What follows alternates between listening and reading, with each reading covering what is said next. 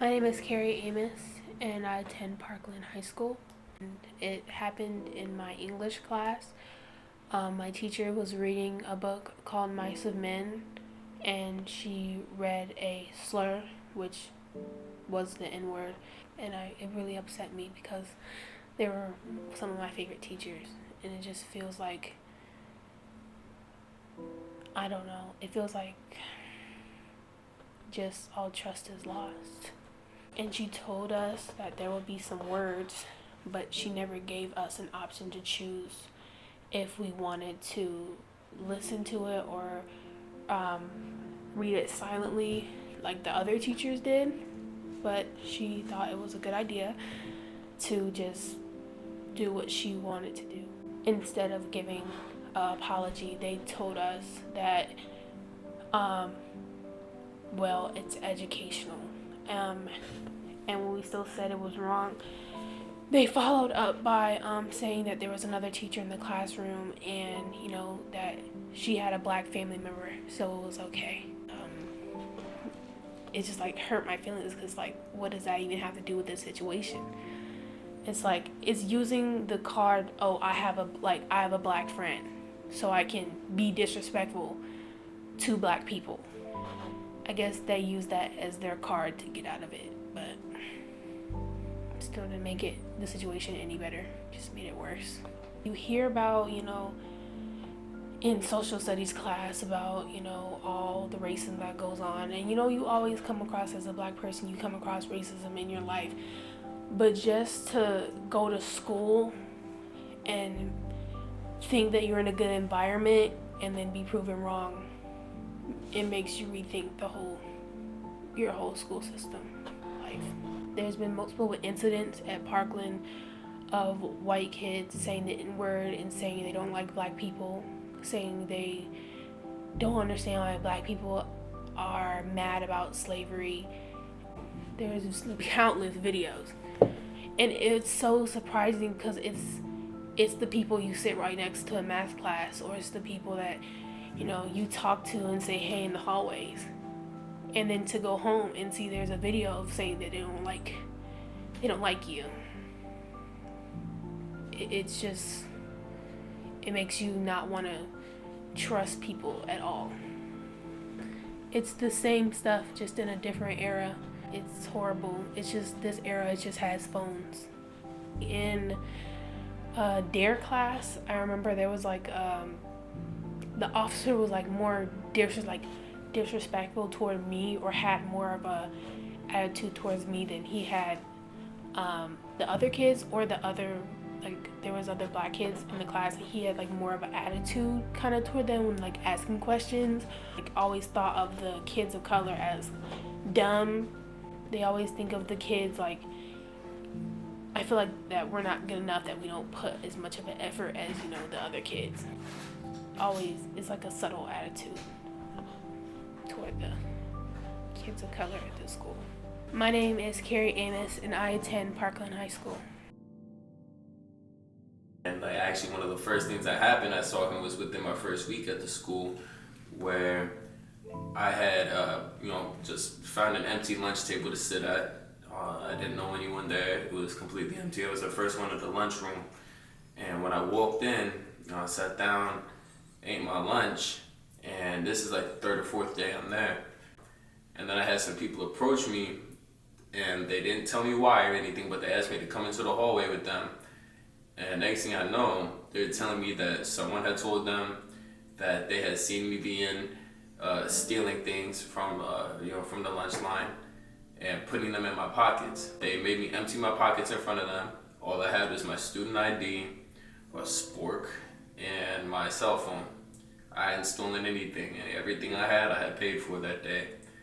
Later, to come to find out, there had been a girl, I'm not going to name her for personal reasons, but she had just accused me of this, and it was quite literally to my face. She admitted over the old text app Kick that it was all just pretty much based off my skin tone, and she didn't like what she had heard about me. After that, for about 2 weeks, I decided to take my lunch and go eat it in the bathroom, find a stall that was relatively clean, and I would eat in there until, like, you know, I was like, all right, this is kind of disgusting. So then I went back and I would just figure out where I would sit.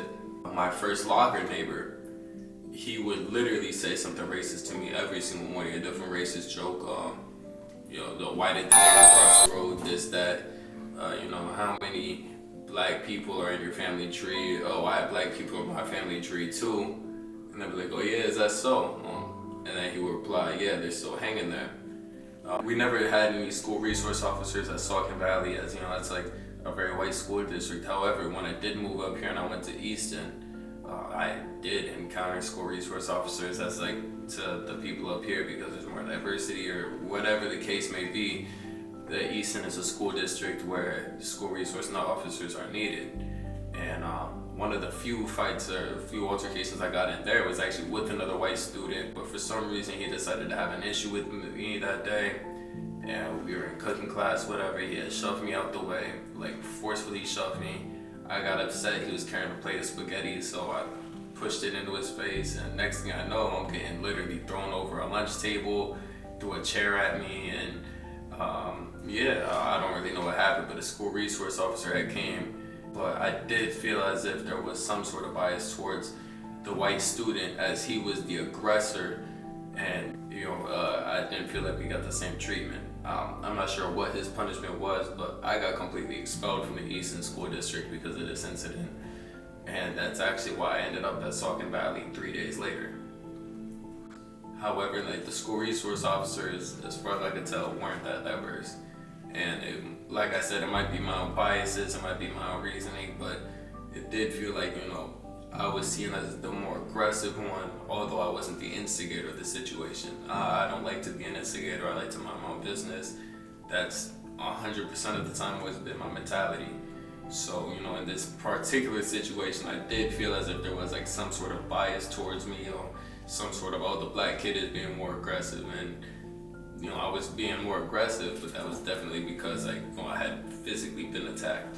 My name is John Luke Emmanuel McClain. I was born in the state of Texas. My mother is from Haiti. My father is a native Texan. I'm 22 years old as of today, March 4th, 2022. Okay. Luis Perez, and this is my story. By the time I was 10 years old, it was my first time encountering handcuffs. My dad and our family were raided, and I was the one carrying 4 bundles of heroin and $2,000 in a diaper bag, and I was also pushing my 19-day-old sister in a stroller. That was very traumatic to me. That was, I would say, my first experience with the police. Then growing up, a little bit of a full disclosure here, I'm also homosexual. So growing up, I was also fighting my own identity. I'm Puerto Rican, so in the Latin community is something that's not really expected or accepted. We are raised to be the men of the family, and that's what's expected of us. So I felt like I had a lot of frustration, anger, a lot of misunderstanding. Why was I feeling the way I was feeling? And on top of that, feeling the pressure of being in a middle school now. And that's where a lot of the bullying tends to start.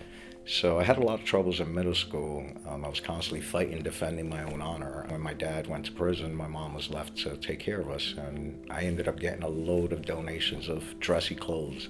That's all I had to wear. So going to school, I used to get picked on a lot. Either I was the gay boy or the church boy because I was always dressed up in dressy clothes. I had a lot of encounters with the school resource officer. And at the time, we had a school resource officer that was really, really tough on us. It was just more like that was the very definition of the school to prison pipeline. I got arrested as well at the age of 14 for a fight. After that, I got put in juvie. I ended up going to detention center, which I ended up getting shipped out to a boot camp, which honestly, being truthful, was the best time of my life. It got me away from my immediate environment. My children would be in high school and in middle school. If they got into a fight, it was like always the solution was arrest. At 13, my daughter and my son were jumped, and when they were jumped, there was someone who recorded the incident. We took that camera, that phone, in the middle of the fight, the phone fell, we grabbed the phone, took it to the police department, and my daughter was charged with a felony aggravated robbery charge. My daughter was being judged and being accused of something because of me being on probation. And at the time, being on probation, it was hard for me to fight for my daughter because I was trying to fight for my own freedom at the time. So I say that, school resource officers can be a benefit. I had an incredible relationship with one, but then we also can have the upside of that, what we don't see. When I was in prison and I was released, many of the times that I was charged was petty crimes. It was survival, it was shoplifting. I had parking tickets. So, there were many times I was in prison for different reasons. And one time I had a probation officer that was really being hard on me. He had violated me without no cause. I had to restart my probation. Then it happened to me a second time, completed my whole 2 years of probation, and I got violated, and I decided to stand up for myself. At that point, I went back to talk to my sentencing judge. He was no longer there, and I ran into the judge that was taking over my case, which happened to be Judge Kelly Bannock from Lehigh County. And that's the judge that really just made the defining moment and change in my life. With the opportunity that Judge Bannock gave me, because I definitely consider it an opportunity, she heard me out, she listened to my situation, and truly gave me the opportunity to change my life around. She put a system in place. She connected me with trusted resources. It's been over 15 years now that I've been giving back to the community. Got an opportunity to work with the courts. I do a lot of court advocacy, a lot of community development, youth development. I'm working on youth diversion, and I truly attest that I say that I'm here today and am able to be who I am today by the opportunity that a judge gave me. If it wasn't for her really looking at me for who I could be rather than who I was in front of her, I would never be here today. My name is Luis Perez, and I made it through. My father was incarcerated when I was really young, about 6 years old.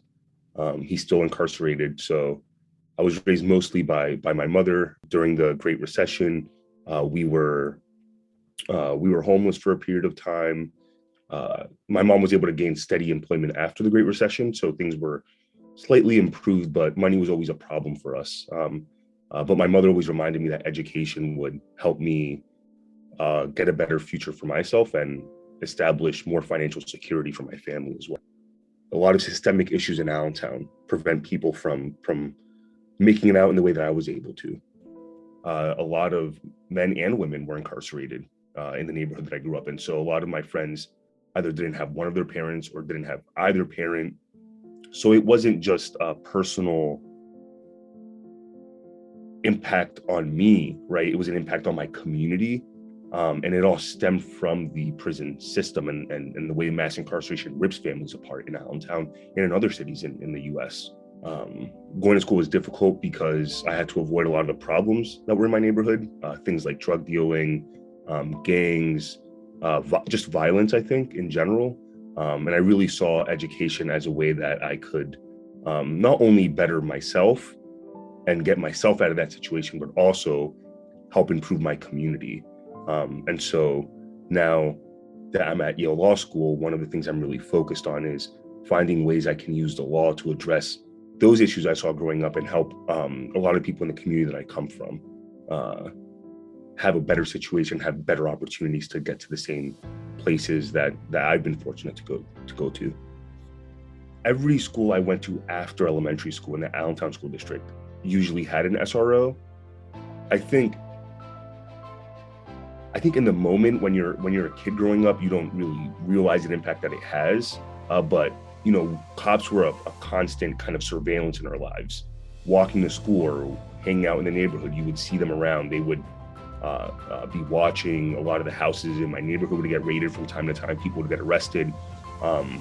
So it always felt like a constant policing over you, and that extended into school as well and made you feel uncomfortable because there were negative experiences in the neighborhood. Obviously, cops would tell us that we were going to end up in prison just like our dads and our uncles.